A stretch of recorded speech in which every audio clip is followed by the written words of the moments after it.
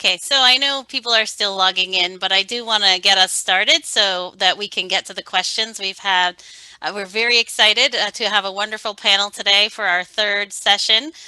This is our CE researchers at BU and what CE researchers at BU and BMC need to know about subcontracting with community partners.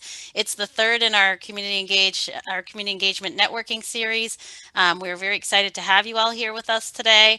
Um, Please, as you're logging in, if you can rename yourself in Zoom, that would be helpful. So if you have a question, we can call on you.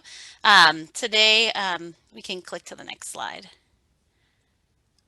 So today's attendees, or those who have registered, represent many of our schools and colleges. We had people registering from BU College of Arts and Sciences, the School of Medicine, Wheelock College, Social Work, Dental Medicine, Boston Medical Center. Sargent College is with us this month as well, and then the School of Public Health. So thank you all for joining us. Please share the events with your friends so we have more folks coming next time when we talk about IRBs, hopefully next month. So click to the next slide. Our learning objectives for today are pretty straightforward. We really want to begin to understand more about the administrative structures at the university and the hospital that are involved in subcontracting process with community partners and processing payments, and to just be more aware of systems that our finance, the people we work with in our departments from finance are navigating as they work us through the subcontracting process. I was mentioning earlier that, this is such a critical area for community engaged researchers, particularly more and more review processes for community engagement. There's an expectation that we're not just consulting with our partners, but that they're involved in the research decision making, and that they're subcontracts and that they're investigators with us. And so it raises a whole nother area that maybe we haven't been trained in, or we don't have a full understanding of. So we're excited to have folks from Sponsored with us today. I'm going to turn it over to Helia Morris, who is the Executive Director of CTSI. She's going to introduce our panel, just a sense of how we're going to operate today. We normally do a lot of breakout rooms. Today we're going to stay in the main room. We are going to hear from our panelists a little bit about who they are and the work that they're doing. And then we have a couple of vignettes that we're going to walk through to answer some of the questions so that we have cases. And we'll also have questions from you all in the audience as well. So with that, I'll really turn it over to Elia this time. Thank you. Thank you. Yeah. Thank you. So I'm Elia Morris. I'm the Executive Director for the Clinical and Translational Science Institute, otherwise known as the BU CTSI. I think that's mostly how people know us as. I've been with the CTSI for 7 years. And in my role, I do all things sponsored programs from a departmental perspective, including pre and post award, grant submissions. I've had the pleasure of submitting 3 of these giant grants in 7 years. So I know a little bit about grants and happy to be here. The CTSI provides resources to BU and BMC staff, administrators, investigators, and so forth. If you want to learn more about the CTSI and don't know about us, please visit our website where you can learn more about what's available. It's a pleasure to present the 3 panelists today. Our first panelist is going to be Stephanie Wasserman. She is the Director of Grants and Contracts at Boston Medical Center in the Research Operations Office. She serves as the institutional signing official and grant fiscal officer, and she is responsible for the oversight of the pre-award and grant submissions and post-award contracting areas. So she does both pre and post-award, as I understand it. And then Rena Lilly is the Director for Pre-Award Services at Boston University. She is responsible for the pre-award oversight at BU, and she is one of the signing officials at BU as well. And then Shelly Stewartson is the Director of Research Accounting at Boston University. She is on the Post-Award Financial Operations Office, also known as PAFO. She is responsible for research accounting, manages all financial aspects of sponsored research awards, from financial reporting and compliance through closeout. And I would personally say that these 3 women are fantastic and full of knowledge. So they are a huge resource to all of us. So thank you. And I think we can get started now. Great. Great. So do you all want to go in order? Shelly, do you want to, I'm sorry, Shelly. Stephanie, do you want to go first? In terms of Just introducing yourself and a little bit about your role. absolutely, Stephanie, Director for Grants and Contracts at BMC. I'm in a central role within the medical center, overseeing submissions and award acceptance, as well as Elia said, subcontracting for the institution. I work very closely with all the department administrators and our development team, who also helps support proposal development. Um, and primarily, oversee the day-to-day of the operation, ensuring that all of our compliance and regulatory aspects are met for both proposal and award documentation. So, thanks for having me. Great. And then Lily, do you want to Yep. say a few years before you do? Yep. Yep. Hi, everyone. I'm Rena Lilly. I am the Director of Pre-Award Services at BU Sponsored Programs. My team is primarily responsible for proposal review and submission. So if you have a proposal that you are planning on working on or submitting, you should be in contact with your Sponsored Programs RA. My team also sets up all of the accounts once an award is received. And we also handle all of the non-financial post-award management. So for example, submitting of progress reports, no cost extensions, rebudgeting, and for particular interest for this session, I also oversee the subcontracting team. So we have a group of 4 full-time staff whose sole responsibility is issuing subcontracts out to collaborators. I've been at BU for 10 years now, and this will be my 5th year in sponsored programs. So thank you for having me. Great, thank you. And Shelly? Hi, everybody. Shelly Stewartson. I recognize a lot of faces on here, so that's why I kind of did a little wave. Good to see those of you I know, and better to see those of you that I don't know. I've been with Boston University for a little more than 30 years, and I was hired as a child. I was very young when they hired me. I've been with post-award financial operations for 20 of those years. I have a team of anywhere from 13 to 15 people, depending on if they're coming or going, that oversee all of the financial aspects of awards that are set up by Rena's department. So we do cost transfers, we approve equipment, we shepherd subaward invoices from once the PI has approved them onto accounts payable for payment. We do all the financial closeouts. We do the billing in our department, although there's a different team that does that. So pretty much if there's a dollar attached to it and the word in front of it is not budget, you're going to be dealing with somebody in my office if you're at Boston University. And I'm very, very excited to be here today. Great, exciting. Okay, so I'm going to start us out with the first vignette. So I'm submitting a grant. I'm so excited. My community, I'm putting it in with my community partner.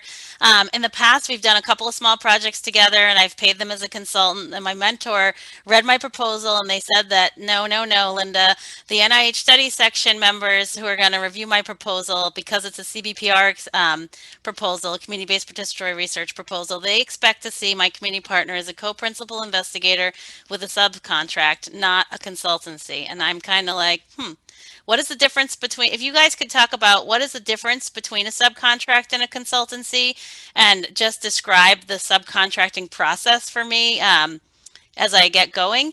And then I can do the follow-up question I have for you.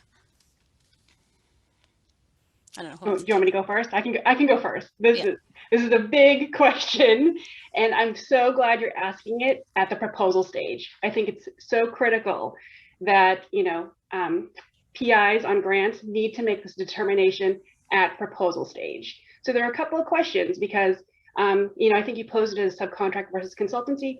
At BU, we're going to call them independent contractors because independent contractors can be an individual or they can be an organization. So there are some key characteristics that would first determine if you have a subcontractor. Is there a true principal, a co-PI involved, somebody who is adding to sort of the scientific development of your project? They have responsibility for programmatic decision making, and the performance is really measured against the scope of work. Do you also expect to publish with this person? You know, and will there be IP that might be developed that they would want to either be shared or have control of? Because the subcontracting agreement addresses all of that. It addresses publication rights. It addresses IP. Where if you have an independent consultant, there are a couple of things that I guess that they wouldn't do. They don't develop the objectives of the project. You as the PI develop the objectives of the project, and their responsibility is just carrying out what you're telling them to do. They're not responsible for the overall outcomes of the project. They're not responsible for designing the project. They're paid a fee versus a salary.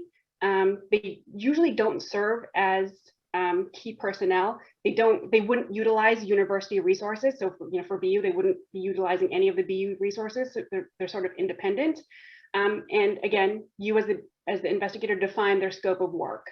Whereas a subcontractor, they're telling us, we're asking a scope of work from them to incorporate into our application. I'll let Stephanie talk if she has anything to add, because I think the process is going to be sort of the second step. Right. I don't have anything to add to the definitions of either the consultant or the subcontractor or subrecipient.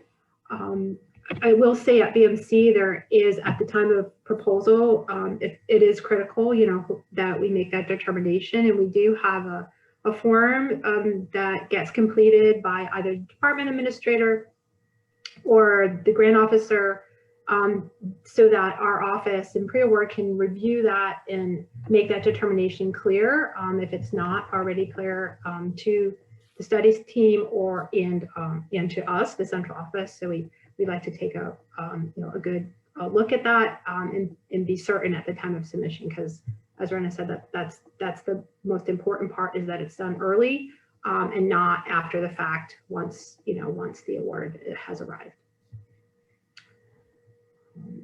I could get into the subcontracting process at BMC, maybe elaborate a little bit more there and hand it back to Rena. At the time of proposal, all the documentation from the subcontractor is required. Many of the components include a statement of work, the budget justification from that organization, from that partner.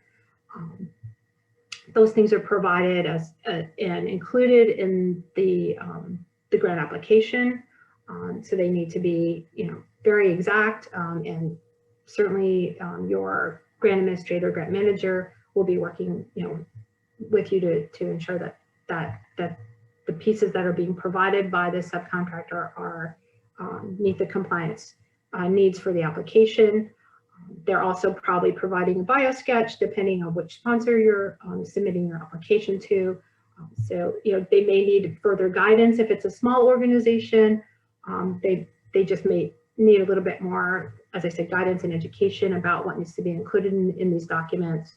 And there may be some help from the grant administrator, grant manager at the prime institution or institutions that may help them, depending on what kind of support they have at their institution.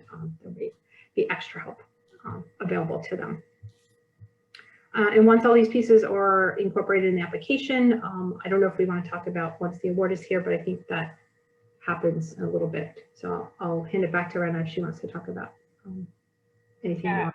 I think we're aligned there, Stephanie. So at the time of proposal at Boston University, for subcontracts, we typically need a letter of intent, a detailed budget, a justification, a scope of work at the very minimum. And of course, depending on the type of sponsor we're submitting the application to, for example, NIH, use NIH all the time because it's sort of our biggest funder. They're considered key personnel, so we need bio sketches in the NIH format. We need resources page to describe the facilities that are going to be available for this project, that and the facilities are going to be supporting that component of that project that's happening at the subcontract stage. For consultants, because they're not key personnel, because we are defining the scope of work for them, because they're really providing an ancillary service, all we really need from consultants is a letter of support to document that they are going to be involved. And that letter of support should include their fee so that it's very clear at the time of proposal what they're expected to pay for the work that they're doing in support of the project.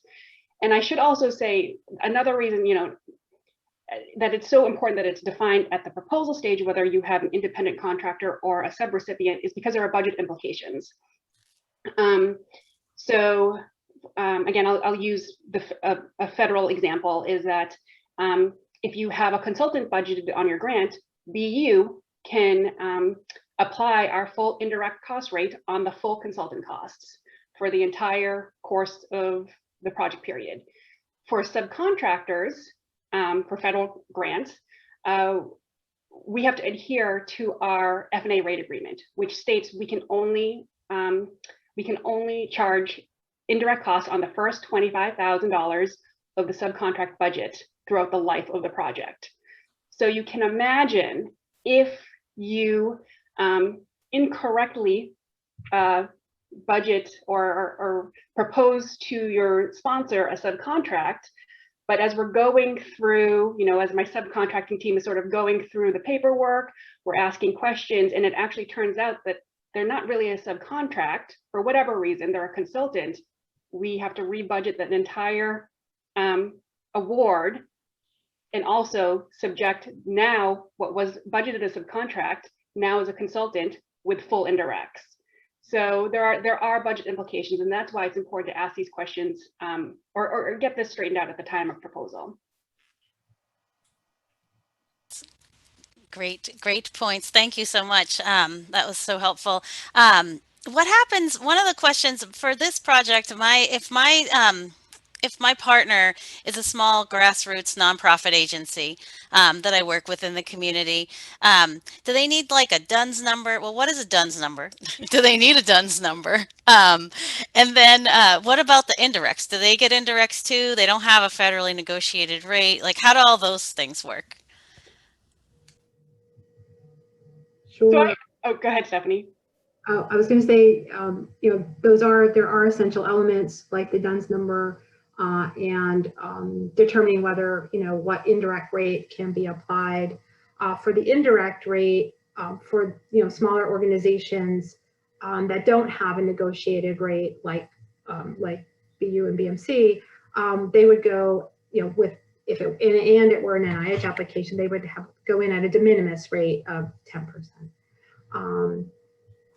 And, I have come into contact with many smaller organizations that actually do have negotiated rates because they do have business with other federal agencies or flow through state agencies. So surprisingly, I've encountered quite a few. So depending on the organization, they may or may not have that negotiated rate, but there's always room for using the de minimis rate. And the DUNS and the EIN number, employee identification number, are usually business specific identifiers that are applied for and easily can be obtained through the various websites for these organizations, DUNS number being Dun and Bradstreet.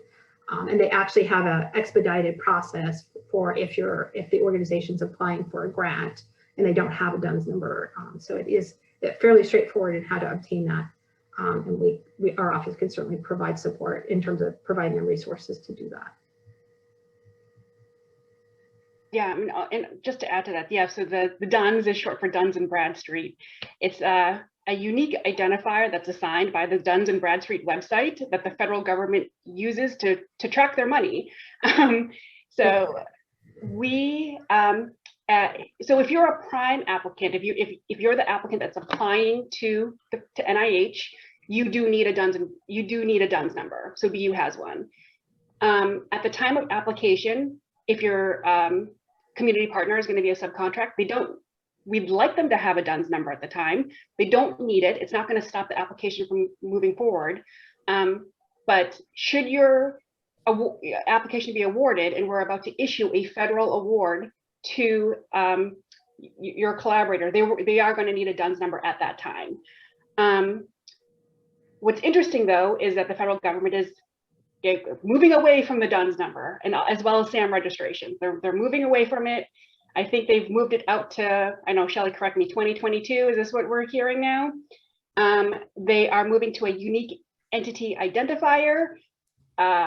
I have no idea what that means. So I'm not even going to pretend to explain what that means or what that means for us, because they haven't really given us a lot of guidance. But if your community partner is going to be the prime applicant, they're going to need one, absolutely, before they submit that to the federal government. But if they're a subcontract to us, they do not need one at the time of application.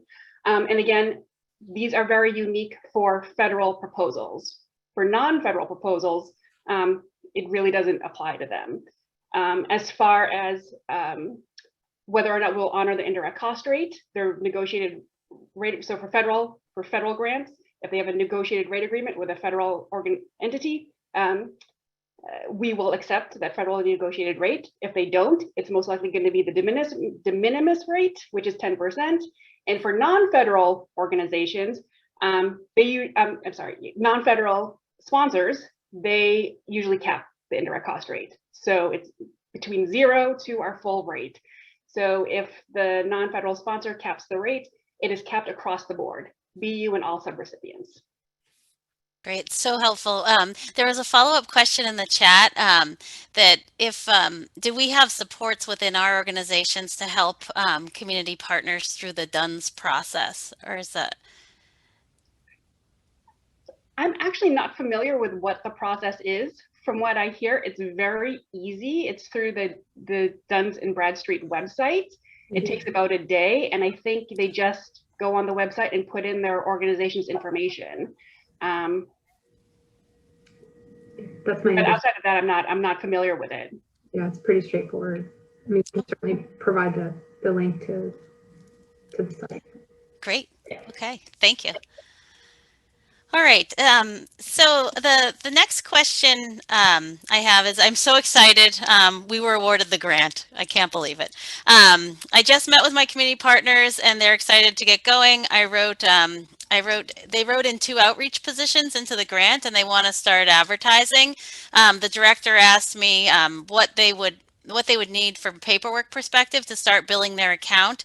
I asked finance and was told the account was not set up yet. I was confused because I was sent an IO number from finance. Then finance explained that our award was set up, but we needed to set up an award for my partner. What does all this mean? I'm confused. What has to happen for my partner to get set up? So this question is really around kind of walking through, I'm funded. Where do I go from here? How do we get moving to get started? Go ahead. Go ahead, Stephanie. At BMC, I can describe next steps at the time of award as it is made to the institution. That award notice goes out to the principal investigator and the department administrator. They take time to review it. There could be changes to the budget as it was submitted, and if the award unfortunately may have been reduced from the original ask, there may be adjustments to that are going to happen before the community partner can receive their subaward. So that may ensue for a couple days, maybe a week, hopefully not much longer than that, at which time at BMC, the grant and manager department administrator will start to provide my office, grants and contracts, with information about the subrecipient. And part of that requires a subrecipient questionnaire that goes out to that group. And sometimes we try to time that fairly close to when the award is made, so that we can get that information back from the subrecipient. And what we're basically looking for is information about their financial history, so to speak. They provide us with audited financials for their organization, a single audit if it's applicable to their organization, some other relevant data points, demographics, and a few other points that are, again, mainly financial in nature. And they provide that information to us so that we can do an assessment of their subrecipient health, so to speak, to know that that they have the tools in place to be able to accept the federal award. This is what I should preface it. It is with federal dollars that we would need to do the subrecipient monitoring. In addition to that, the department administrator in parallel would be providing my office with a request. There's an automated that goes into the system. They make a request giving us the dollars, the statement of work and budget justification for the community partner for that subrecipient. And then my office would then take about a week to 2 weeks to draft that document, that agreement. That would then be sent over to the community partner for review and execution. That whole process can tend to take some time, depending. If at the time of award, the budget request for the subcontract comes into us within a few days or a week, and then we turn around that document to the subcontracting partner within another 2 weeks. They take time to review it. They may have questions about the document that then we need to jump on a call or go through an email dialogue with them. Perfectly fine. It happens a lot, particularly with those that are less accustomed to receiving federal funds or any type of sponsored award and agreement. Roughly, overall, on average, we're looking at a month to 2 months. We hope to keep that closer to a month, but it can go further depending on how much back and forth there is between the two institutions. I would say in general, that's the processing for getting a subaward in place with the community partner. Great, thank you. Looks like Lily, sorry, Rena had a point to add also. Yeah, it's I'll give you the best case scenario at BU. This is if the stars aligned and everything worked perfectly. We get a notice of award in. You get your notice of award in. It matches exactly with the budget that you submitted to the sponsor. Dollar for dollar, there are no cuts. It comes through our intake process. Our award analysts set up the budget. They see that there is a subcontract budget line item because we have all the documents at the time of proposal in our files. So our setup timeline, our service level agreement is 5 days, 5 business days. So from the time you receive the award acknowledgement email from our front desk to the time you get your account set up should be about 5 business days. So set up, that's when you get your IO, your grant number. So our setup team then triggers the subaward action to our subaward team. You don't need to do anything if we have all the documentation. Our subaward team gets notification that there are subawards that need to be issued from this. They will pull the proposal documents that were hopefully included, which includes the letter of intent, budget, justification, and scope of work, because those are all incorporated in the overall agreement. They will review the terms and conditions of the award and pull what appropriately needs to be flown down to your subrecipient. They will, as Stephanie said, we also do a risk analysis for each subaward to, basically get a gauge of their financial health. And Shelly, I think you could probably speak better to the SBQ or why we do this, but basically that they're going to invoice in a timely manner, that they're going to do the work, and that they're not a high risk sub. So we're going to assume they're a low risk subrecipient. They will draft the agreement. They will send it to our principal investigator and department administrator to ensure that they still want to move forward with this agreement, because things change from the proposal stage. You know, you have to remember, you probably submitted the proposal a year ago. We want to confirm that you still want to partner with this organization. If everything works out, they will also get what we call an FRN, which is a funds reservation number from our post-award group, basically earmarking that budget for your subrecipient, and that is the number that your subrecipient will then invoice against. And they will send out the agreement to the subrecipient to review and sign and send it back to us. If all the stars aligned, that should take about 30 days. How often does that happen? Very rarely. So right now, the process is between 30 and 60 business days, because we often deal with budget cuts. We often deal with subs that do not have a DUNS number at the time, so they need to register. We often deal with subs that will come back to us and say, oh, I think my scope of work changed. Well, we wouldn't just accept that. We'd have to go back to the PI and confirm with our PI that the scope of work that they're now proposing, or their budget they're now proposing, is acceptable to you. Sometimes they want to negotiate the terms of the sub, and we have a very little bandwidth of what we could negotiate, because BU is subject to that as recipients of these funds. We have to flow it down, so we have very little window of what we can negotiate with our subrecipient. And frankly, sometimes subs sit on the agreement for however number of weeks, and we have to do follow-up. So that's why it takes as long as it does. Great. Can you talk a little, I'm learning a lot, so this is wonderful. Can you talk a little bit about the risk assessment and just what that looks like, what that is? Shelly. Yeah, Rena, I know my team does it, yeah. but I know sort of the implication more falls. I had never heard of it, so Sure. just. It's not new. It's been happening at BU for, my goodness. So let's say, remember, I've been at BU for a very long time. So I know the day when we didn't do it, and I know the day that we implemented it, and I know exactly why it was implemented. And I can tell you, if you think it's ugly now, you should have seen it when we implemented it, when it was really ugly.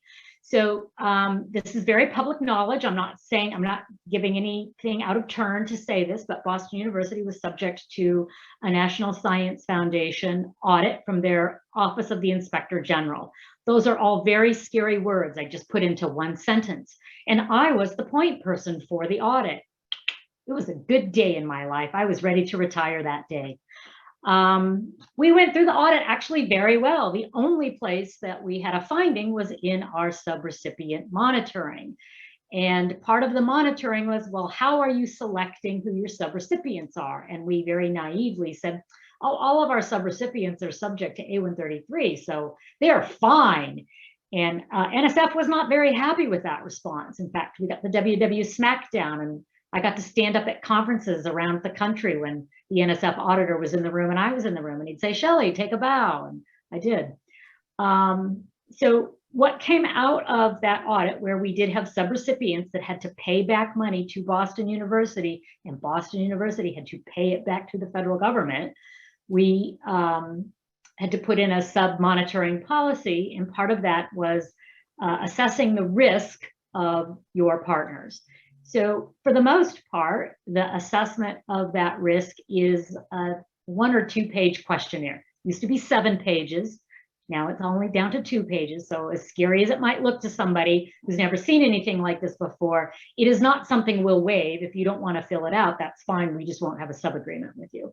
That's pretty black and white right there. But it is a way to help us assess the ability for the relationship to be successful, not just from a scope of work perspective, but from a financial perspective. So part of the risk assessment includes, have you ever worked with a federal government before? And if you answer no, you're a little bit riskier than if you've worked with the federal government before. Have you been in business for 1 year or 100 years? Well, if you've been in business for 1 year, you're probably a lot more risky than the guy who's been in business for 100 years. So it is a weighted monitoring tool that the sub-award out at Boston University, the outgoing sub-award team, takes in all of that information and just depending on the answers to the question, you are assessed either low, medium, or high risk. We do not like issuing subawards to the high risk group. However, we have issued to the high risk group, and there's usually additional compliance regulations that we throw in if you are a high risk entity. So that's kind of the very short, brief history of why there is that aspect of sub-monitoring. That's not the only aspect, that's just the front end aspect, but we're not up to expenses yet. So I think that was good. That was great. I was curious if that form is something that can be shared with partners early, like when we're, because Sharon made made an important point in the chat that I'll read for folks who didn't see it. Is just in her experience it's really important to be clear from the point of the researcher. The researchers need to be clear with partners on the timelines early on, so they know what to expect up front. And because it has implications for the relationship. And I wondered if that form is something that researchers could be transparent early on when they're working with partners, so that they know what they're getting into early on. Yeah, Lily. It's not on our website because it's an internal form, and it does change. But we have shared it with partners if it looks like an award is going to be made, so they could take a look at it, start filling it out, and really know what's expected of them, so that we can start to score them. That's great. Thank you. Okay, and so one question that we had was around the partners kind of concerned because they're having to pay staff up front, and now they're realizing that they have to bill us for funding.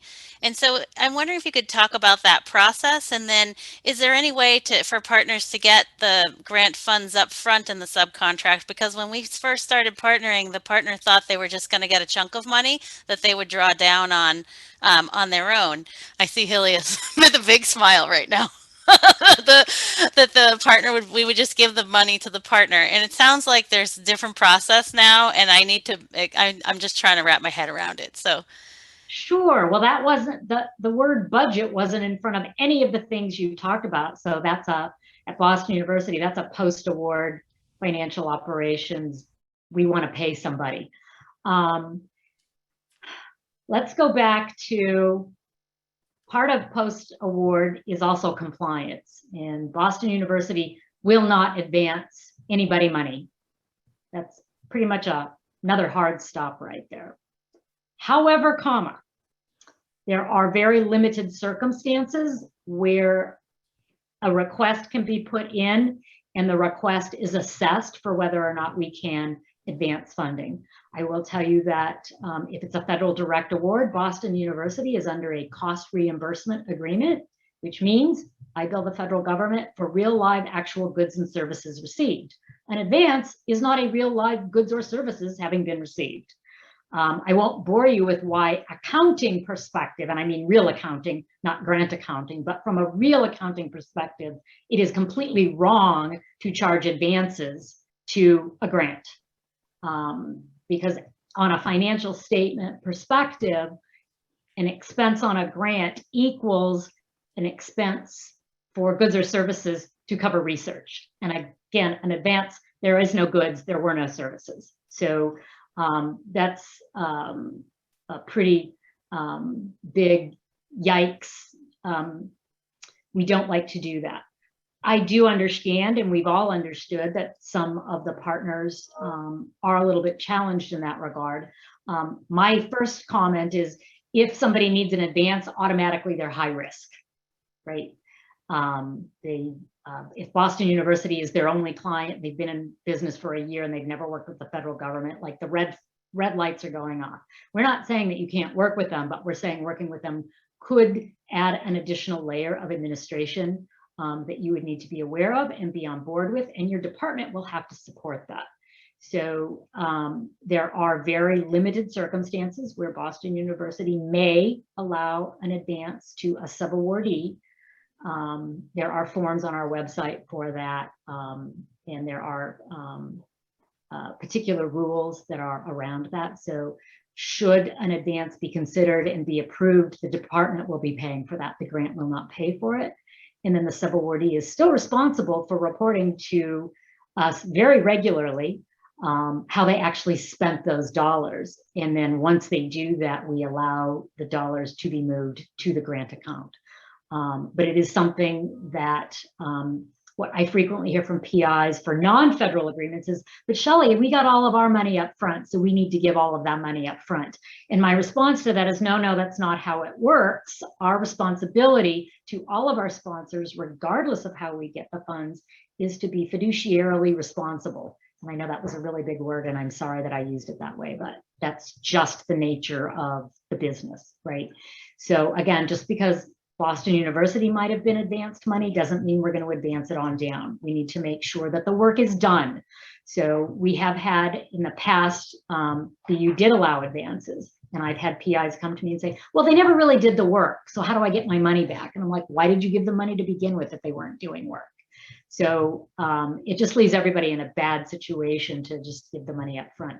In no case is the subrecipient risk assessment or the determination of an advance meant to penalize anybody or to suggest that they're not going to be good stewards. It's just a tool to help make sure everybody is managing all of their funds as best as possible, because should the relationship go south, Boston University will not cover that expense. Your department will cover that expense. So your department has a vested interest in making sure that we're working as optimally as possible.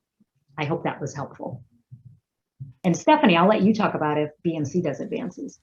Sure. I think that was an excellent explanation for advance payment, what it is and why. And at BMC, in very limited circumstances, we have had requests for advance payment from subrecipients, particularly community-based partners, and we have given those very thoughtful review, and in certain circumstances, we have provided advance payment in the same process that Shelly described. We too hold that advance payment not against the grant, but against a departmental account, until which time we can move that expense once it's made, once the subrecipient reports back that they are spending down, and on what we can then move expense to the award.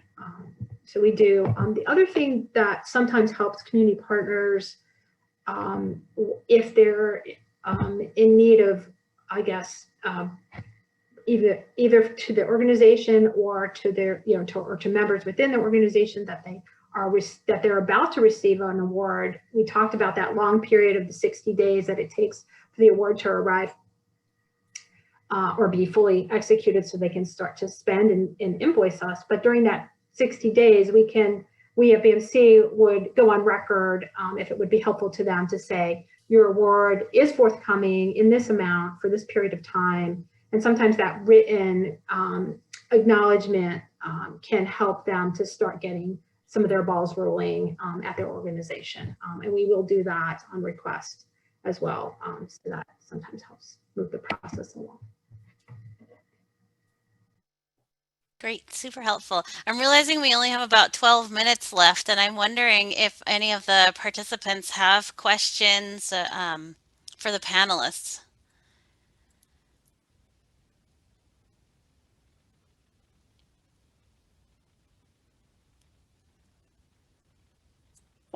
Erin, do you have a question? It took me forever to get off mute. So. Okay, Erin, and then we'll go over to Jordana. You're off. So.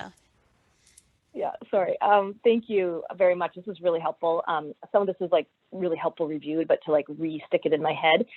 It's been a while since I put together an actual like pre-award budget. And I just wanted to reconfirm that when you have consultants that are like external organization consultants, do the indirect costs, are they based on the grantee institution's indirect rates? Or are they based on like, yeah, I'm just curious. I just wanted to clarify that.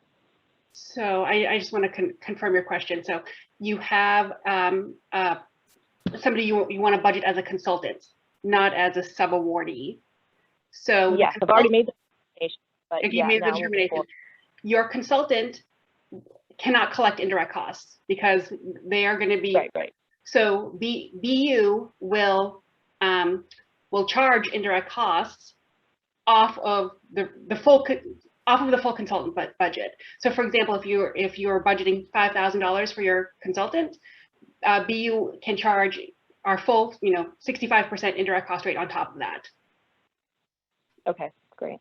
So it's like more financially beneficial to BU BMC to like have a consultant versus a subaward based on the indirect costs.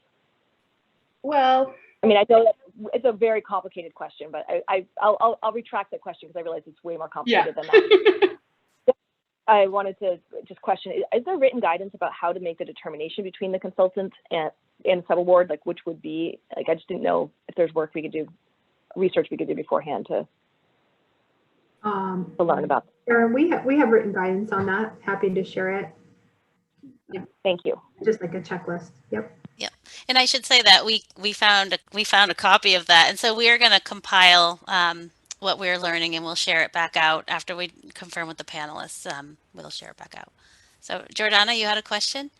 Yes, thank you. This is super, super helpful. And I'm curious in terms of, I heard what was said in terms of advances and kind of the rationale around that.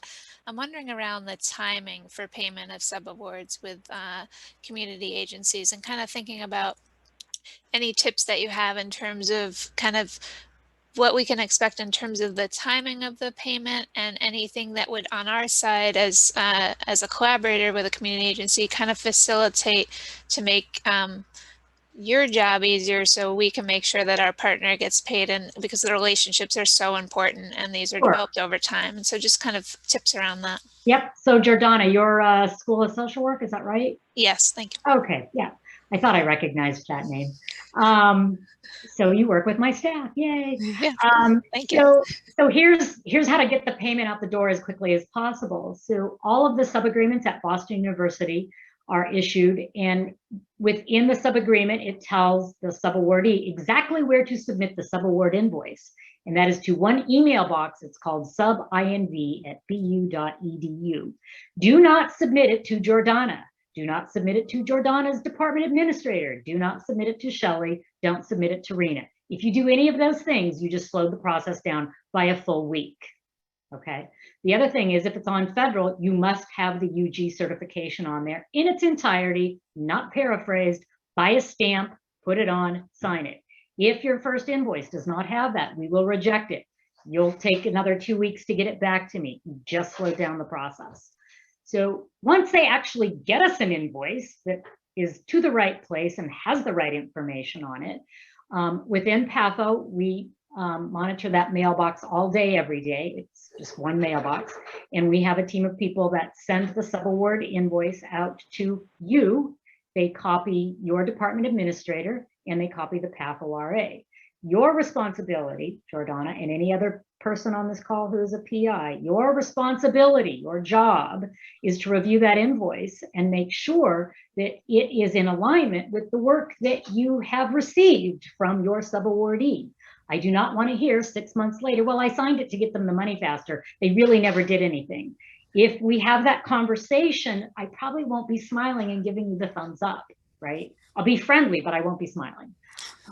So it's really up to you, the principal investigator, to look at your invoices when we send them out to you quickly and make sure that you are in agreement with those invoices. Your department administrator will then submit the documentation to the AP disbursement form for subawards.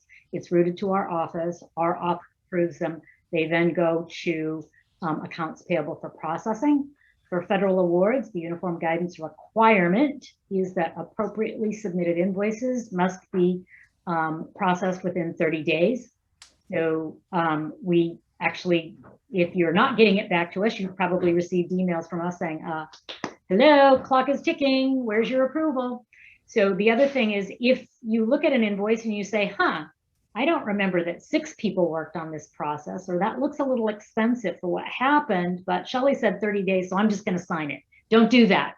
If you have any questions about the invoice that your partner submitted to you, please contact the PAFO researcher administrator and say, I'm not comfortable with this invoice, and say why you are not comfortable with it, because we will do a desk audit of that subrecipient to make sure that you're comfortable with those expenses. Your signature means you agreed that you are comfortable with everything they did. Your signature is not just, oh, good, it's now going to get processed. Your signature has real meaning. So does that answer your question? Yes, thank you. Very Okay. thoroughly. Stephanie, I don't know if you want to add anything for BMC, but I'll mute now. Our process is fairly similar to yours, Shelly. We have one central mailbox, subawards at bmc.org. That invoice should be sent directly to that mailbox, and within a business day, that invoice will then be sent to the PI and the department administrator, same for review. And do want to emphasize that if there's anything that's questionable on the invoice, that gets brought up before it is signed to be authorized to be paid, because we like to know about that. The subaward analyst should be made aware. We can speak with the study team. We're happy to reach out to the subaward if there's needs to be someone to coordinate that communication if there's any question or doubt about what's being charged. And then same turnaround time once it's approved and it gets entered into the financial system. It is a 30-day turnaround time, up to 30 days.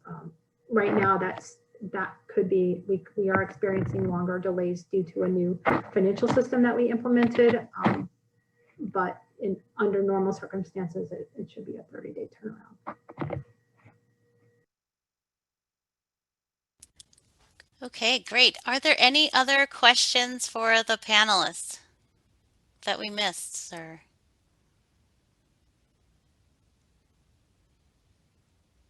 Great. Any further guidance that the panelists have for us as for PIs and researchers and folks who are about to embark on this work? Things that we should be thinking about, things that we should be asking that we're not? I would just say if you have any questions, you're unsure, please reach out to your sponsored programs RA. I'm sure many of you have department administrators. They would probably be your first line of defense, but if you're still not sure, that's what my office is there for. So the RAs in my office are, they're assigned portfolios. If you don't know who to reach out to, just on our BU research support site, there is a contact tab. An Excel sheet will pop up, and it's all assigned by your lead unit or your department. So you could find your department, and the sponsored programs RA is listed right there with their contact information. Great. All right. So if there are no more questions, we're going to do a quick exit poll with folks for a wrap up. Just some feedback on today's session, whether or not it was useful for you. You can also be typing in the chat any additional feedback for us.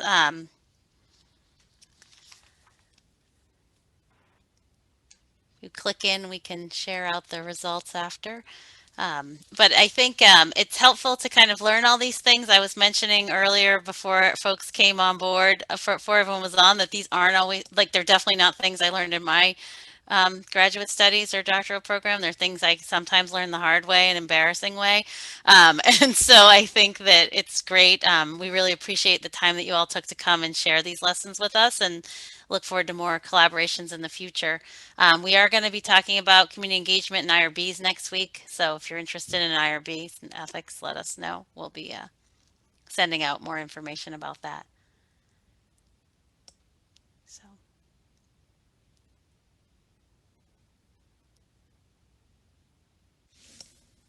Oh, we have more polls. You'll come again in the future. This is our way to, since no one loves to fill out our evaluation, we're just throwing it up on the screen nowadays.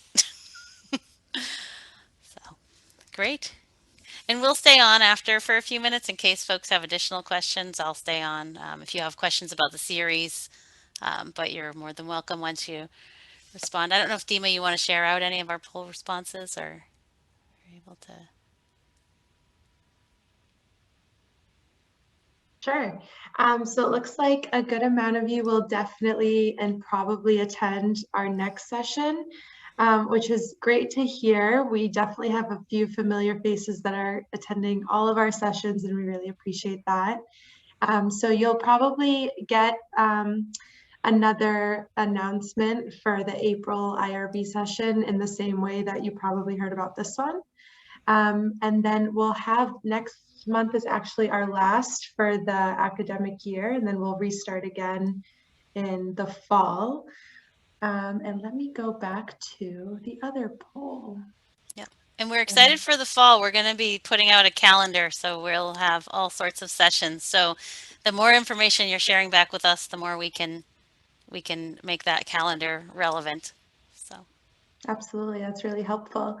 And then I think most agreed that this session was useful to your professional work, which is really great to hear. This is definitely kind of, from my experience in research, has been like a black box, and I kind of always used to look to other people. And I think understanding a little bit more of the processes and what to do is good, and it's good that it's really nice to see that it was helpful for you all too. great. And we had a question in the chat, Dima, just quick before folks go, that someone saw that this was the third session. The recordings from the first two sessions, where can folks find them on the website or? So they're on YouTube right now. If you search BUCTSI on YouTube, you'll see our first two sessions on there, and then we'll have the third one up as well. Yeah. And we'll follow up with a lot of resources that were being sent around in the chat that our panelists will share. We'll send that in an email. Great. Thanks. Thank you.